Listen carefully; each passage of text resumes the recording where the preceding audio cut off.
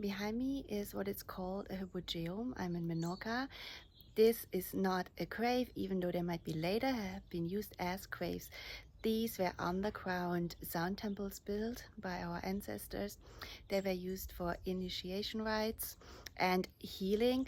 You have very similar ones in Orkney, and you have a more sophisticated version of this in Malta.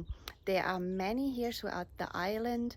Some lead you into total darkness, for initiation in total darkness, and some like this one, there's a little bit more light, but this is really to allow you. They were also used for ascension rites.